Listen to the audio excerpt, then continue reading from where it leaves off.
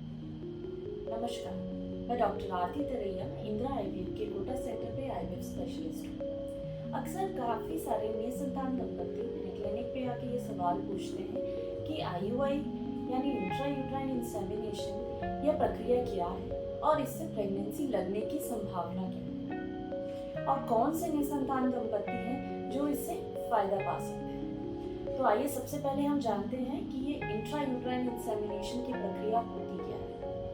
Intrauterine insemination की प्रक्रिया यानी आईयूआई यह एक ऐसी प्रक्रिया है जिसमें कि हम पुरुषों के वीर्य को प्रोसेस करके उसमें से जो गुड क्वालिटी मोटाइल स्पर्म है महिला के गर्भ में छोड़ देते हैं। इस प्रक्रिया से लगभग 10 से 15% तक प्रेगनेंसी लगने की संभावना बढ़ जाती है और ये उन निसंतान दंपतियों के लिए बहुत अच्छा है जहाँ पर महिला में कोई भी परेशानी नहीं है, महिला की सारी रिपोर्ट्स नॉर्मल है, उसकी बच्चेदानी में कोई गठान नहीं है, परत नॉर्मल है, अंडाशय में अंडे बनते हैं, फूटते हैं, फैलोपियन ट्यूब्स खुली हुई हैं और पति पत्नी को आपस में संबंध रखने में कोई प्रॉब्लम नहीं है। परंतु वो काफ़ी समय से ट्राई कर रहे हैं लेकिन उनको प्रेगनेंसी नहीं लग पा रही है। दूसरे वो मरीज जो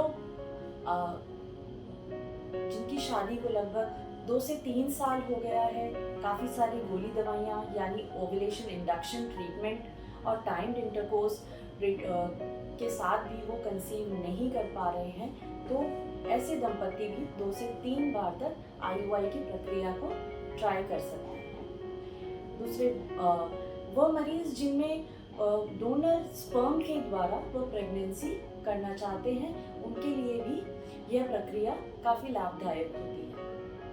आईयूआई हम उन मरीजों में भी कर सकते हैं जिनमें पति पत्नी में संबंध रखने में परेशानी होती है। दूसरी कुछ कंडीशंस ऐसी भी हैं जिनमें हमें आईयूआई बिल्कुल नहीं करना चाहिए, जैसे कि अगर पुरुषों के वीर्य में शुक्राणुओं की संख्या और गतिशीलता बहुत कम है यानी सीवियर ओलिगो एस्थेनोटेराटोजोस्पर्मिया के केसेस, इन केसेस में हमें आईयूआई की प्रक्रिया नहीं करनी चाहिए क्योंकि इसमें हमें रिजल्ट अच्छा नहीं मिलता है। आईयूआई की प्रक्रिया केवल माइल्डली एबनॉर्मल सीमेन सैंपल यानी जिनमें शुक्राणुओं की संख्या 10 से 14 मिलियन तक या उनकी गतिशीलता 30 से 40% है, ऐसे केसेस में ही आईयूआई में सफलता मिलने की उम्मीद होती है। दूसरे वो केसेस जिनमें फैलोपियन ट्यूब्स ब्लॉक हैं या सीवियर एंडोमेट्रियोसिस के केसेस या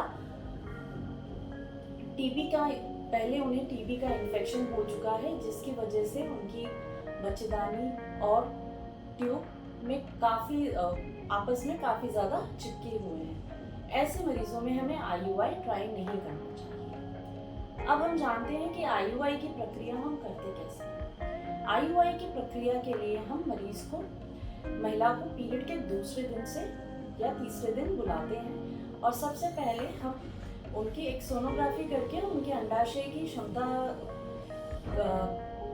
पता करते हैं कि उनके अंडाशय में अंडे बनाने की क्षमता कितनी है। फिर हम गोली दवाइयाँ देकर या फिर अगर ज़रूरत लगती है तो गोनाडोट्रोपिन इंजेक्शंस के साथ अंडों की ग्रोथ को बढ़ाने के लिए की शुरुआत करते हैं। फिर महिला को सोनोग्राफी यानी फॉलिकुलर मॉनिटरिंग के लिए पीरियड के 10वें दिन से बुलाना चालू करते हैं और हर अल्टरनेट डे बुलाते हैं और उसमें अब फॉलिकल्स की ग्रोथ को देखते हैं। जब ये फॉलिकल का साइज 18 से 20 mm तक हो जाता है और कलर डॉपलर में इनमें ब्लड फ्लो बहुत अच्छा दिखाई देता है, बच्चेदानी की परत लगभग 8 mm तक बन जाती है, तब इनको फाइनल इंजेक्शन जिसको अपन ट्रिगर कहते हैं, जिससे कि ये फॉलिकल रप्चर होती है और इनमें से बीज निकलता है।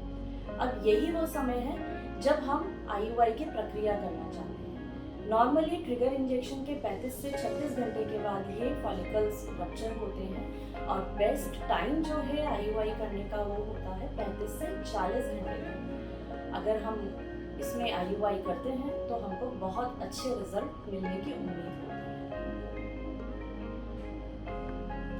आईयूआई की प्रक्रिया एक ओपीडी प्रक्रिया है। इसमें कोई बेहोशी, कोई दर्द या कोई परेशानी नहीं होती। इसको करने के बाद मरीज को कोई रेस्ट करने की ज़रूरत नहीं है। साइंटिफिकली केवल 10 से 15 मिनट का रेस्ट जो है एडवाइजेबल है। इस प्रक्रिया के बाद अगर हम चाहते हैं कि हमारी सक्सेस अच्छी रहे तो हमें जो डॉक्टर ने दवाइयाँ प्रेस्क्राइब की हैं वो समय से लेनी चाहिए, अच्छा खाना खाना चाहिए, स्ट्रेस फ्री रहना चाहिए। आईयूआई करने के बाद 15 दिन बाद हम सिंपल यूरिन प्रेगनेंसी टेस्ट या सीरम बीटा HCG टेस्ट के द्वारा ये पता लगा सकते हैं कि प्रेगनेंसी नहीं है।